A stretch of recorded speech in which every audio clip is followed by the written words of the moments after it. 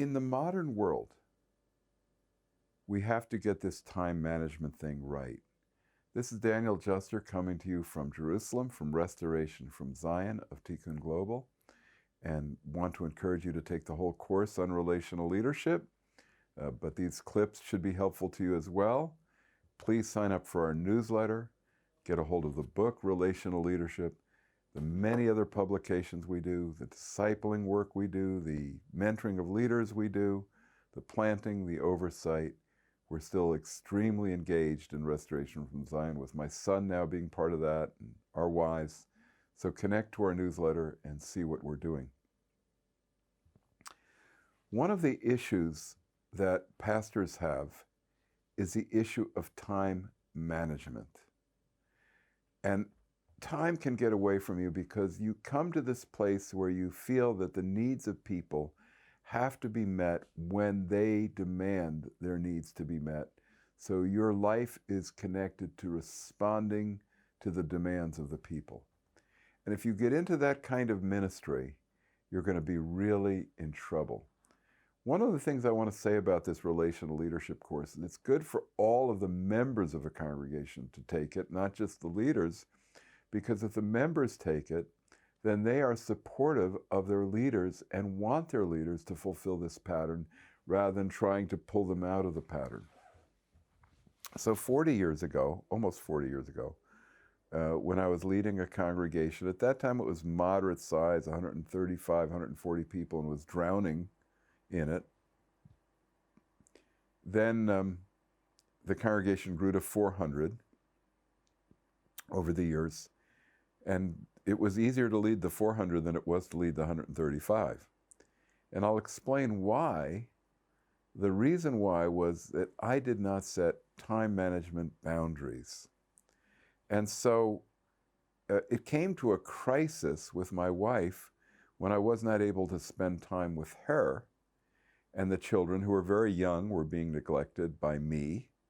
And so we went for counseling with Dr. Michael Rudolph, who had, at that time, the leadership of something called the Shalom Counseling Center. And like I said, we took all our leaders through counseling to learn and to grow. And Dr. Rudolph sat with us and realized what the problem was right away. And he came up with a time management system for us, which was absolutely amazing. And I think that if you are one of those people who feel like everything is an emergency and you must need it, you'll really hurt your family. So we came up with a pattern that the mornings were going to be for prayer and seeking God and developing the teachings, except certain days, like maybe there was a pastor's fellowship going on or something else. So there were exceptions, but the normal pattern was that mornings were for prayer and seeking the Lord. And this is my spiritual father, Chaplain Welsh at Wheaton College, had that part in the pattern and encouraged me to develop that. So it wasn't new, but I had gotten away from it because I was, as I said in an earlier clip, I was just responding to all the phone calls. Then the next thing was that the afternoons were going to be for my administration and time in the office, and there I would receive phone calls for anybody that wanted to call me. And then I would go home and be home from 5 to 7. That was our family time every night, and that was when the kids were young. We had to extend that and make it more 5:30 to 7:30 and then 6 to 8. So I wouldn't go back into the ministry until 7:30 or 8 o'clock at night. Now, one of the things that's important to recognize that in congregational ministry, because your people work, most of the ministry is done at night. Plus, if you raise up lay leaders, and there's really no such distinction in the Bible, but people that are working every day in the business world or the professional world, their time to be ministering to people outside of the people that are with them at work is going to be at night as well. So I would every night turn the phones off. We had an answering machine, and we tried to tell people to call me back rather than to require me to call them, because it would require several calls and it would take a lot of time. And I told them the times when they could call.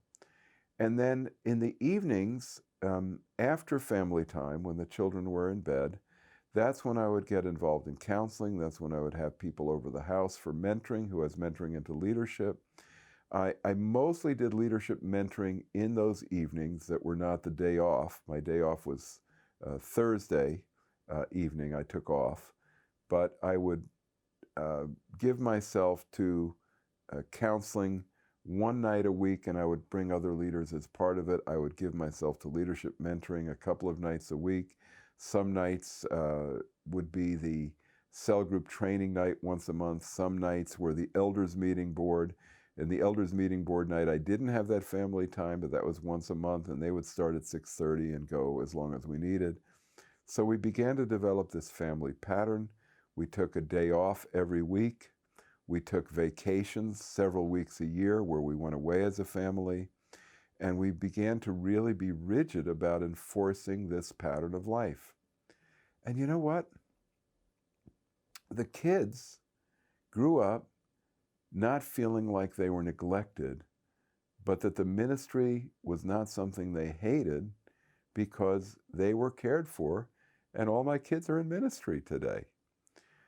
But I was responding now in a way that was so different. One of my best friends in college became a pastor, and he said he was going to find a wife that was going to be with him and having no children. He didn't want to have any children because he had experienced as a camp counselor that most of the kids that were from pastors' homes were very angry about their family life and feeling neglected, and they were the most rebellious kids in the camp. They were known to be the most rebellious, and he decided, I can't raise children and be a pastor. I decided I could raise children and be a pastor, and I was going to come against that view or orientation, and I found myself doing the same things wrong that led to all those kids being rebellious at our camp. So this pattern of life, which I talk about in the Relational Leadership book, is very crucial, and I want to encourage everybody to read the book and look at this pattern of life and give yourself to that.